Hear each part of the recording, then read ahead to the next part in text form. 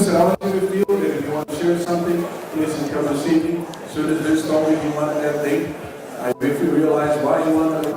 Now, as we get started, I'd like to present to you one of our seniors. His name is Vincent, and he will be talking about his club that he'd like to share with you today on this club day, where you see so gracious as to give you a big hand of praise.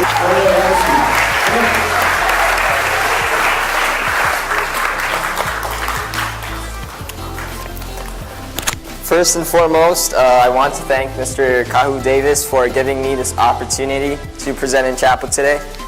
To be honest with you guys, I should have made this presentation 3 years ago as a freshman, so I guess this is my way of saying it's a final push in the senior year. Before I start, I want to ask these contentious questions. What is the meaning of life? What is the purpose of life and the value? Was this God's plan, or was it a naturally occurring biological phenomenon of sexual reproduction? Do you live just because you have to, or do you only live for your family and friends? Well, today I'll be discussing all these questions along with other issues regarding other world's insecurities. In addition, I'll talk about my personal experiences and challenges throughout Mid-Pac and Do What You Love's establishment as a club here in Mid-Pacific.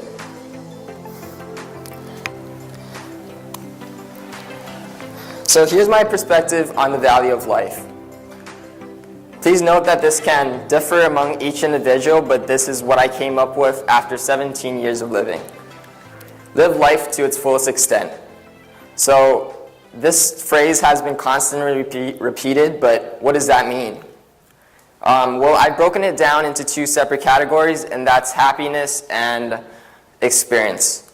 So you need to be as happy as you can and as much as possible. Experience, on the other hand, is what you gain from adventures, and you need to develop that curious mindset in order to basically try out everything and pursue what you are passionate about. Now, this is only the first part of the equation. The second part is becoming the best version of yourself, and basically how do you become the best version of yourself, and how do you know when you're there?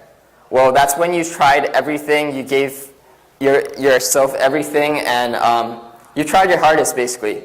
Once you do that, you're basically in your prime time, and that's when you know that you've reached there. So these two aspects and parts now combine to the so-called life's purpose, in my opinion. So this equation applies to every aspect of life, including social groups and fame. I know many people conform to society because of popularity. And why do they conform to society if it doesn't make them happy? So let's take a closer look at popularity. Popularity is a non-existent factor that people think so highly of, and they value it so much because it becomes part of their daily lives. But that's an advantage to many individuals because they don't value anything else. And as a result of that, they would suck at them and just focus on their own social status. So popularity also builds an imaginary wall between friends. And you know how people, you talk to someone, but they're your friends, but they ignore you? That's the invisible wall that's being built because of popularity.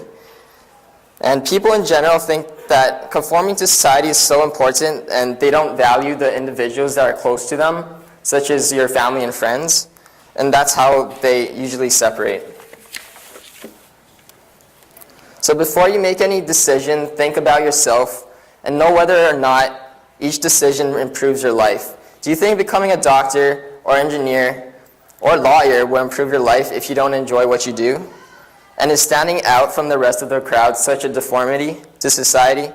I mean, you do make a lot of money and financial welfare, but what did you gain besides financial well-being? So I encourage you all to enjoy what you do and stand out like this penguin right here. I'm not going to tell you everything about my experiences as a student here in Mid-Pacific, but here are the highlights. In my middle school year and freshman year, I did everything, literally everything.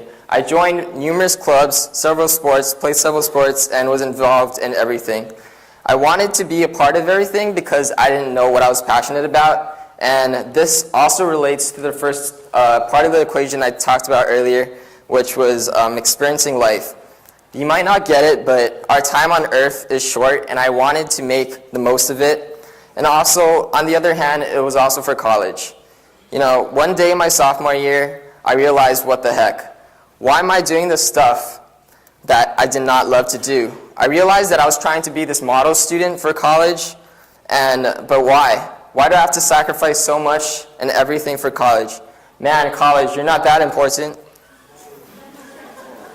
Harvard isn't going to dictate my life, and this was a day that I woke up from reality. You should be waking up and basically doing the things that you love to do every single day of your life. You should be hyped to go through your day and to school, and college is merely an option for you to become better at doing what you love. Remember this, college is not guaranteed that your life will become better, but you're the only one that makes it better, and college is a tool for you to find that passion in your life. So do it for yourself and follow your passions.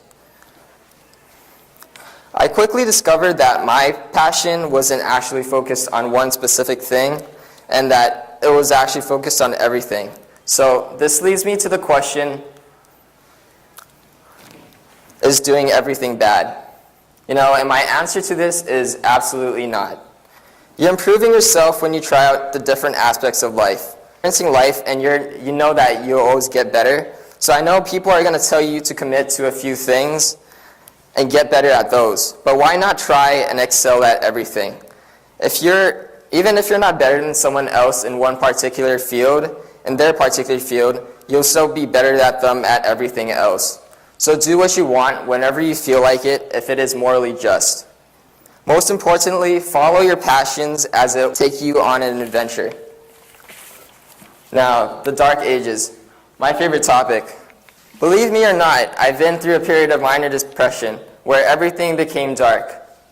It wasn't worse as a major depressive disorder where you have to take pills, but let me tell you, everything became shit in this moment. I viewed everything using a pessimistic point of view and did not have hope. In other words, I lacked motivation in everything until I inspired myself to connect with the meaning, doing what you love. I did not feel pressured to do anything, rather I felt stress-free and I had a clear goal in mind and kept doing the things that I love to do every single day.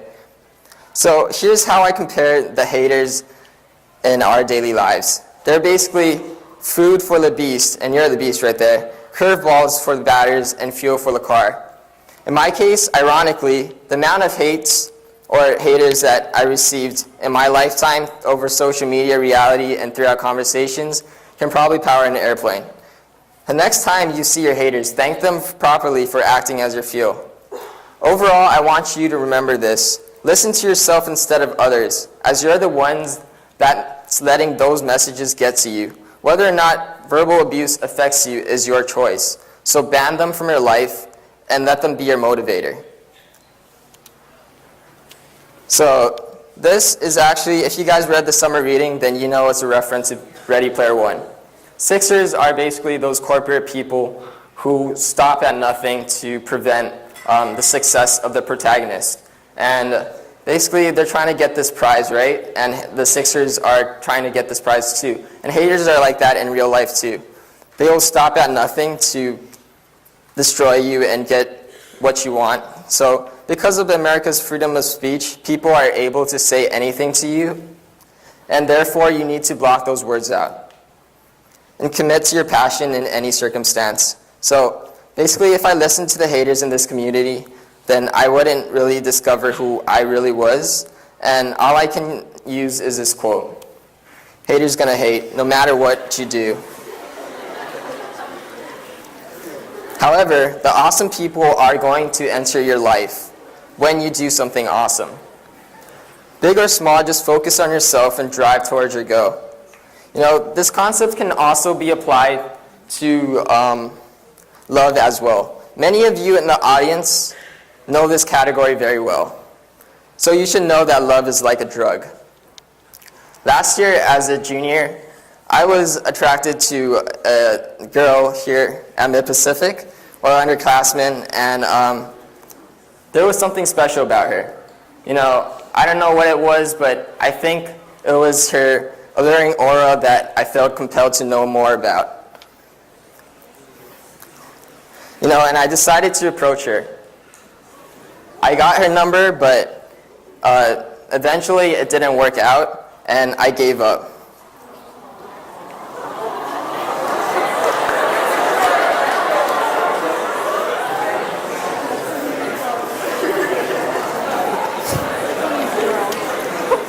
And the thing was that I couldn't stop thinking about her, and that she was like this drug inside my head. But I told myself that I was over and that she wasn't interested. However, there's always this tiny dim light of hope that I felt that, you know, it's possible that I can do it. But anyways, after 4 months of literally being a love frenzy maniac, literally binge watching on like every love TV show or movie that you can find, you know, I started doing the things that I love to do. And that made me realize that, you know, my purpose in life, and it helped me concentrate on the things that I wanted to do and also the things that would improve me. So despite all the hardships, make your own decisions. If your parents or friends tell you to do something that you don't want to do because you know deep down that it's wrong, then don't do it. Because your actions reflect on yourself, and the decisions that you make influence your character. So by now, you should be able to distinguish what's morally right and wrong. I mean, you guys are teenagers, and your mom and dad told you that what's right and wrong. I think you guys are all logical enough to make your own instincts and morals to make those decisions. And before making your decision, ask yourself, does my decision benefit or improve me? And lastly, 4 years ago, as an incoming freshman, I had a lot of plans, big plans, and I wanted to join prestigious organizations such as the NHS and like basically create my own clubs and also do a ton of volunteer service. But eventually it came down to creating this club known as the Natural High Club. But the school didn't appreciate or think that the name was appropriate, so we had to change it to the Do What You Love team. And that was actually one of the few clubs across the nation to partner up with the Natural High Association. So that was pretty cool. And our mission in this club is basically to promote people's natural highs or hobbies and letting them doing what they really love to do instead of artificial highs such as drugs or alcohol. And basically, here are just some of pics of the t-shirt design that we decided to do in my sophomore year. And we actually got them printed out, so that was neat. And here are some of the benefits of joining the team. You can enhance your resume for prestigious organizations and colleges, become a global citizen, overload your application with community service hours, because last year we actually did a beach cleanup project, a 1-month beach cleanup project, and that gave the members a ton of community service hours. And we also got a lot of comments from people around the community saying that what we did was really great and that we should do it more often, and it affected the environment as well. So that was pretty neat. And also, you can become a partner of the Natural High Association. I don't know if you guys know, but you can search it up on the internet and you'll find their website. You can also gain leadership skills by becoming officers. Since most of our members in our group are seniors or juniors, we need incoming freshmen and sophomores. So that's your opportunity right there. And these are our upcoming main events that will help happen throughout the school years. In October and November, we'll study and compete for the Life Smarts competition. In January, we'll design a Kindness Day project. And in March, we'll have our annual sign waving day, which is basically saying love life and do what you want.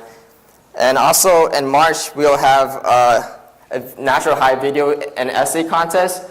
This is where you can actually express yourselves and say what I love to do, why am I doing this? And the prize is actually a trip to San Diego.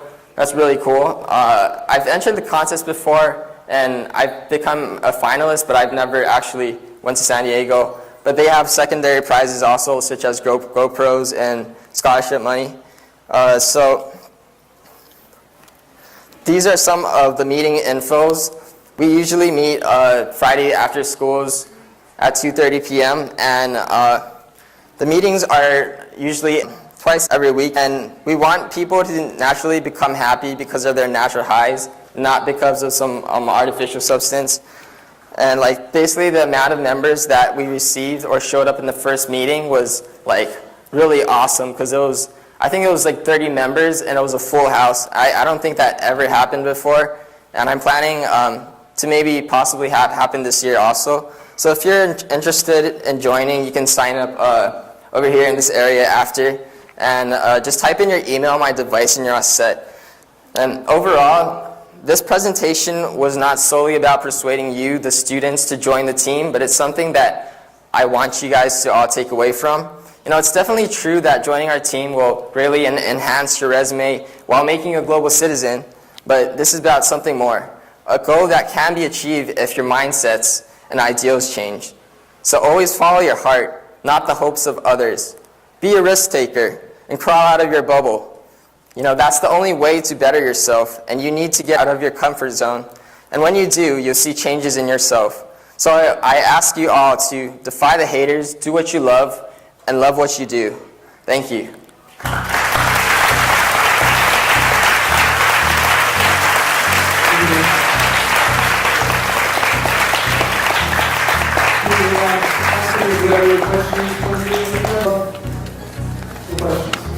Any questions?